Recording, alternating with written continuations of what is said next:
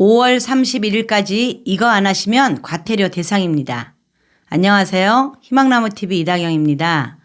오늘은 이 신고를 하지 않으면 최대 100만 원의 과태료를 내야 하는 전월세 신고제에 대해서 말씀드리려 합니다.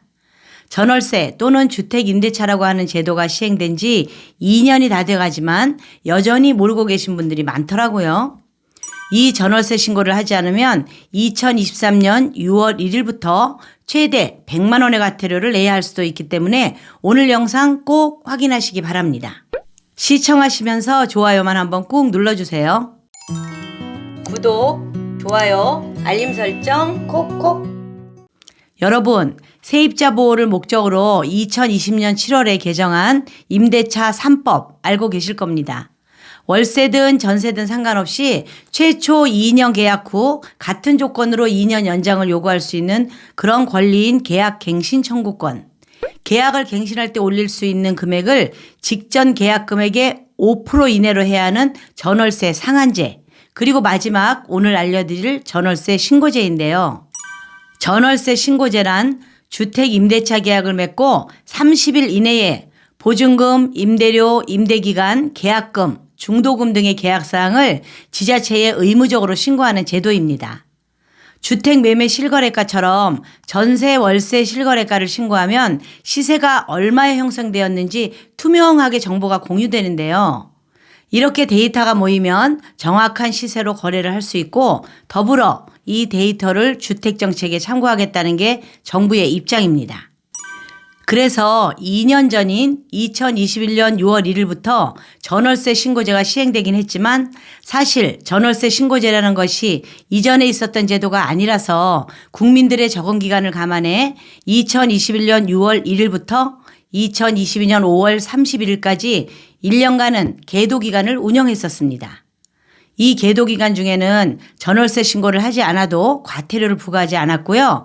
그리고 2022년 5월이 되었을 때 제도 정착을 위한 홍보와 지방자치단체의 행정 여건 등을 감안해서 계도 기간을 1년 더 연장했는데요.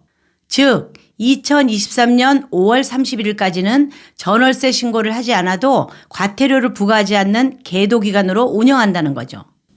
이런 계도 기간이 2023년 5월 31일로 종료되고 6월 1일부터는 본격적으로 전월세 신고제가 시행되는데요. 이 계도 기간 종료에 대해서 잘못 알고 계신 분들이 많은 것 같습니다. 2년 동안의 계도 기간 중에는 과태료가 부과되지 않는다.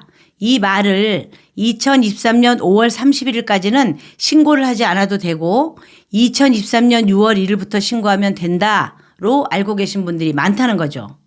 하지만 이 말은 신고 대상인 분들이 2년 동안의 계도 기간 내에 신고를 하면 과태료를 부과하지 않겠다는 의미로 신고 기간만 연장했을 뿐 해당 거래 내역이 있다면 반드시 신고해야 한다는 의미입니다. 실제로 정부에서도 과태료는 소급해서 부과하겠다는 입장입니다. 따라서 계도 기간이 종료되는 2023년 5월 31일까지 대상자들은 반드시 신고를 하셔야 되고요. 만약에 신고를 하지 않거나 거짓으로 신고를 할 경우 미신고 기간과 거래 금액 등에 비례해 사안에 따라 4만 원에서 100만 원까지 과태료가 부과될 예정입니다. 1억 원 미만 전월세 계약을 한 후 3개월 이내에 신고하지 않으면 4만 원, 계약일로부터 2년이 지날 때까지 신고하지 않으면 최대 금액인 100만 원이 부과되는데 기간이 길고 거래 금액이 클수록 과태료가 더 많이 부과된다고 합니다. 그렇다면 신고 대상은 어떻게 될까요?